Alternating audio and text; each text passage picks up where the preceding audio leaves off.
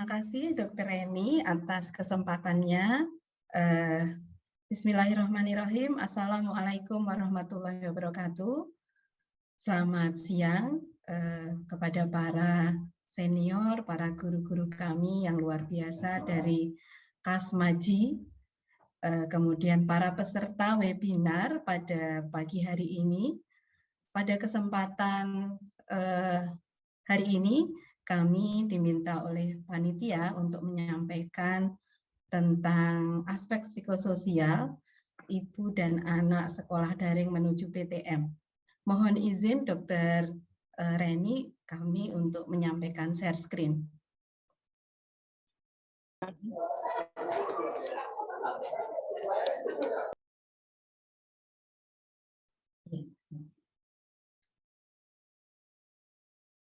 Sudah terlihat, Dok? Sudah, Dok. Jadi barangkali nanti lebih banyak aspek psikososial ini sebenarnya bukan hanya ibu ya, terutama untuk orang tua gitu ya, terutama dalam hal pendidikan anak barangkali mungkin ibu lebih banyak daripada ayah, tetapi memang secara umum ini adalah orang tua. Seperti diketahui bahwa pandemi COVID-19 berdampak pada hampir seluruh aspek kehidupan. Tidak hanya aspek kesehatan atau bidang kesehatan, beberapa aspek ekonomi, kemudian sosial dan sebagainya, termasuk pendidikan, ini berdampak langsung mendapatkan dampak dari pandemi COVID-19 ini. Persatuan Dokter Spesialis Kedokteran Jiwa atau PDSKJI mengadakan survei dengan swab periksa melalui website PDSKJI selama 5 bulan pandemi COVID-19 di Indonesia. Didapatkan bahwa dari 4.010 responden ada 64,8% mengalami masalah psikologis. Ini baru 5 bulan COVID gitu ya. Jadi ada data bahwa 64,8% ini mengalami masalah psikologis.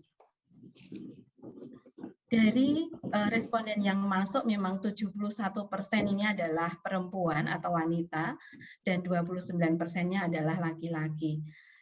Kemudian sebenarnya swab periksa yang di website PDSKJI ini dapat diakses di 34 provinsi di Indonesia. Ada beberapa masalah psikologis yang mungkin yang dilakukan dinilai di asesmen pada swab periksa itu adalah depresi, cemas, dan trauma. Kemudian pada aspek cemas ternyata ada 64,8% responden itu mengalami kecemasan. Dan pada aspek depresi ada 61,5% dan yang cukup besar pada trauma ini adalah 74,8%. Memang pada akibat pandemi COVID-19 ini, hal-hal ini memang mungkin sampai saat ini pun walaupun sudah mulai menurun angka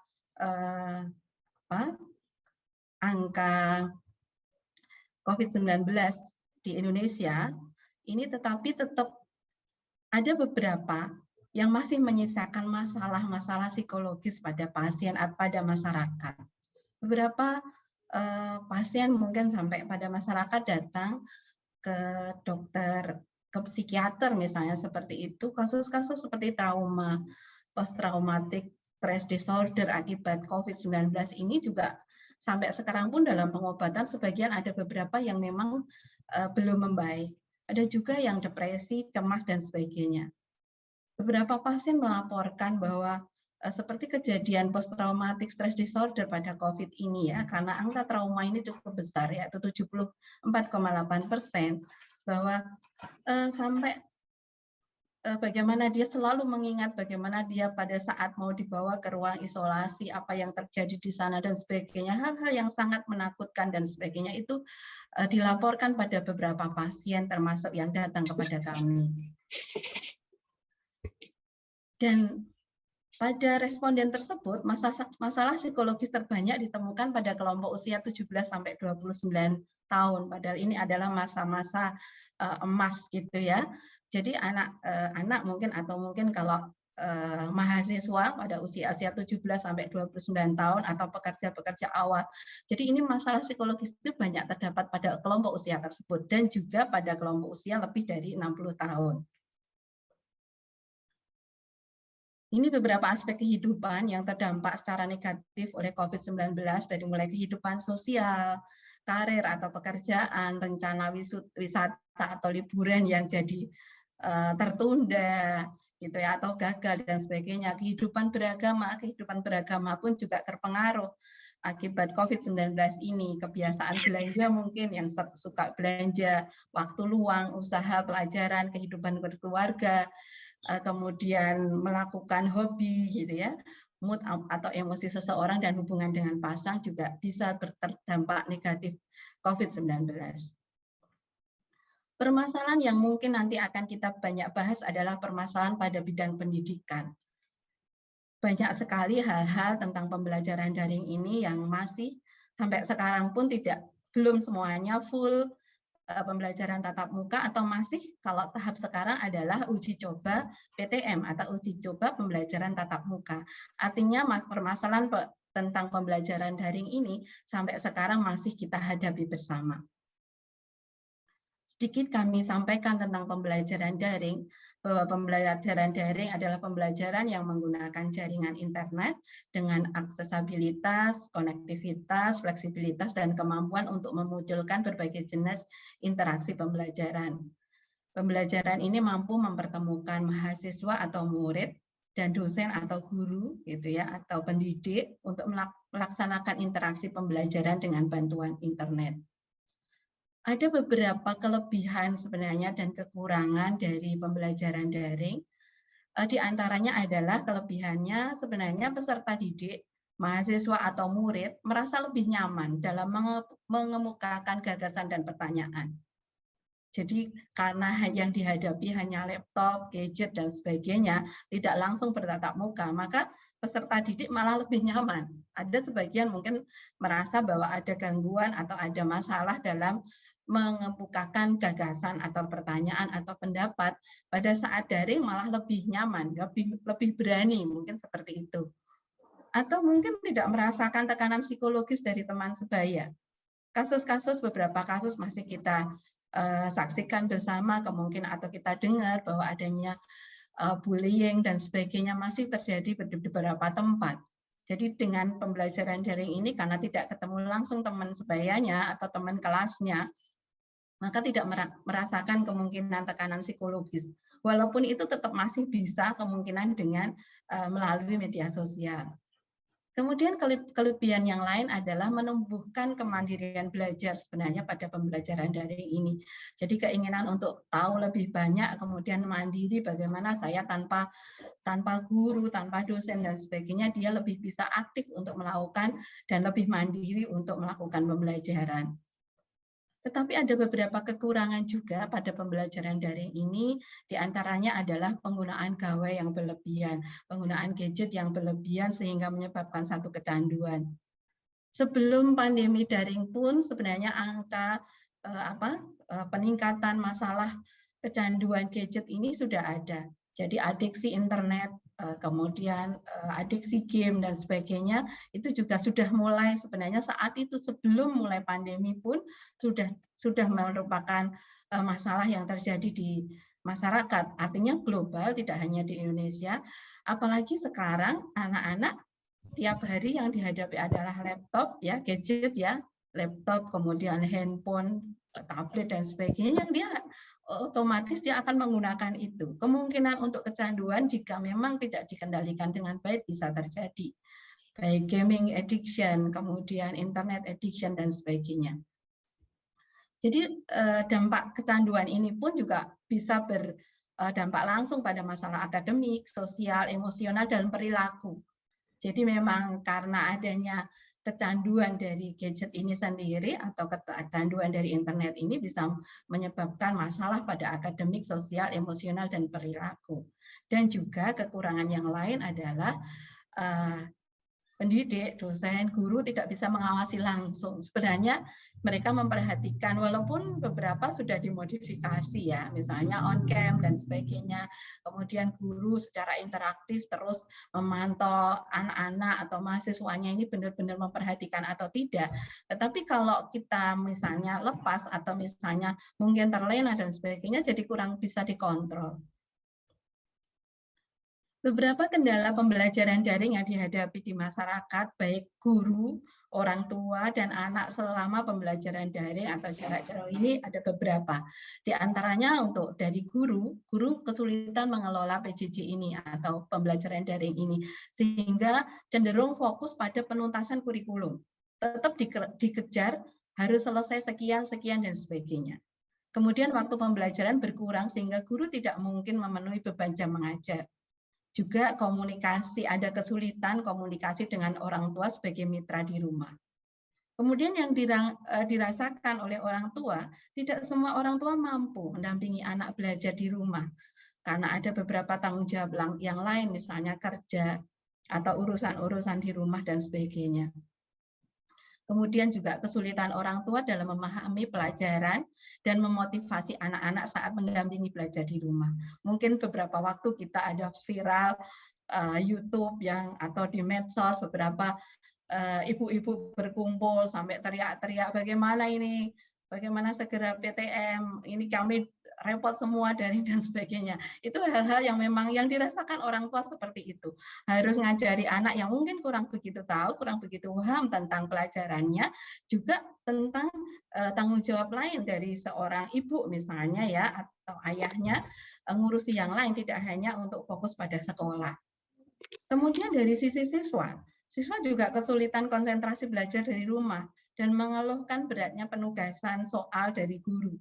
Banyak sekali mungkin penugasan guru karena guru tadi tetap harus menuntaskan kurikulum. Kemudian juga adanya peningkatan rasa stres dan jenuh akibat isolasi berkelanjutan yang berpotensi menimbulkan rasa cemas dan depresi pada anak. Kemudian juga dampak negatif lain, kelangsungan belajar mengajar yang tidak dilakukan di sekolah berpotensi menimbulkan dampak yang berkepanjangan ya, ancaman putus sekolah, mungkin sampai nanti anak harus bekerja, kemudian persepsi orang tua sebenarnya bagaimana ini masih sekolah tapi kok seperti ini dan sebagainya. Penurunan capaian belajar, kemudian adanya kemungkinan peningkatan kekerasan pada anak dan risiko eksternal gitu ya. Kekerasan yang tidak terdeteksi. Ya, banyak anak yang mungkin terjebak di kekerasan di rumah tanpa dideteksi oleh guru karena memang tidak dilakukan PTM atau pembelajaran tatap muka. Kemudian juga risiko eksternal ketika anak tidak datang lagi ke sekolah, terdapat peningkatan risiko untuk pernikahan dini mungkin, eksploitasi anak, terutama perempuan, kehamilan remaja, ini dampak-dampak negatif dari pembelajaran daring.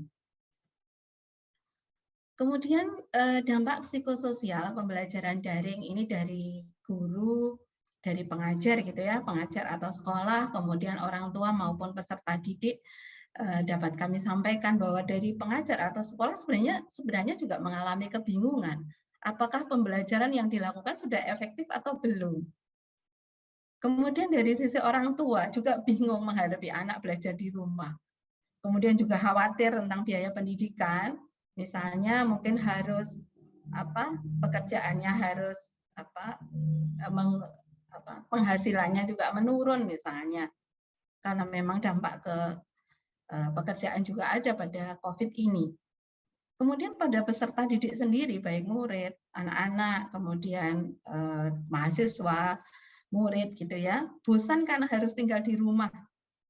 Tetapi di satu sisi dia juga bingung, khawatir tertinggal pelajaran, timbul perasaan tidak aman.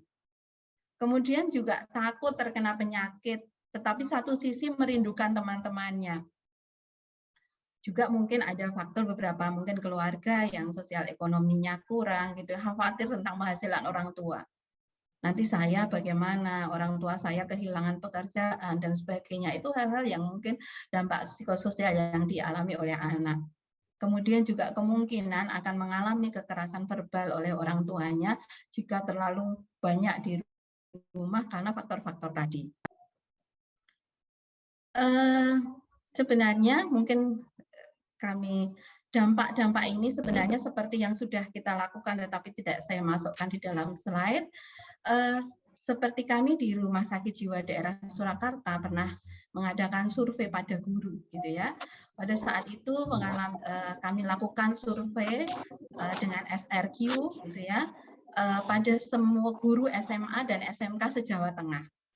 Pada saat itu didapatkan pada guru sendiri ada 5% mengalami gangguan mental emosional. Kami dari Rumah Sakit Jiwa melakukan survei sekitar bulan April-Mei. Jadi saat itu kami berpikir bagaimana nanti persiapan PTM, gitu. Apa yang terjadi pada guru-guru ini. Kemudian kami nilai dengan SRQ tersebut, teman-teman kami di Rumah Sakit Jiwa Daerah Surakarta. Jadi pada guru SMA SMK ada 5% yang mengalami gangguan mental emosional. Walaupun dari 5% itu yang berat hanya 2%, yang lainnya yang paling banyak adalah mengalami gangguan mental emosional ringan. Kemudian juga kami lakukan survei ke guru-guru TK, SD, dan SMP di Kota Surakarta dan Kabupaten Karanganyar. Juga ada 2,85% mengalami gangguan mental emosional. Artinya memang sebenarnya masalah ini tidak hanya pada ibu atau orang tua dan anak, tetapi guru pun juga bermasalah. Kementerian Kesehatan dalam Direktorat Jenderal Pencegahan dan Pengendalian Penyakit sudah mengeluarkan pedoman dukungan kesehatan jiwa dan psikososial pada masa pandemi COVID-19. Jadi pedoman ini diperuntukkan untuk orang yang sehat, orang sakit, kelompok rentan, anak remaja, dan tenaga kesehatan. Kemudian di dalam pedoman itu sudah dinyatakan, disampaikan bahwa orang tua sebaiknya peka terhadap kebutuhan anak. Jadi anak dan remaja ini pada pandemi COVID-19 ini kan menghentikan hampir seluruh aktivitas di luar rumah, ya, seperti sekolah dan larangan berkumpul dengan teman-temannya karena harus menjaga jarak, cycle distancing dan sebagainya. Jadi anak merasa stres, tertekan, cemas, bosan di rumah terus-menerus yang terkadang-kadang diekspresikan melalui emosi dan perilaku. Nah, pada saat seperti ini orang tua atau ibu sebaiknya peka terhadap kebutuhan anak tersebut gitu. Anak ini sebenarnya apa memang sedang bosan atau bagaimana? Harus diantisipasi sejak dini. Orang tua atau ibu memberikan dukungan dengan memperhatikan hak dasar anak. Jadi dukungan yang diberikan ini harus memperhatikan hak hidup, hak tumbuh kembang, hak mendapatkan perlindungan, dan hak untuk berpartisipasi. Diberikan tetap hak dasar anak ini tetap harus diberikan, mestinya dengan modifikasi-modifikasi. Kalau kita sekarang hidup dengan adaptasi kebiasaan baru, jadi juga dalam hal pendidikan kepada anak kita di rumah.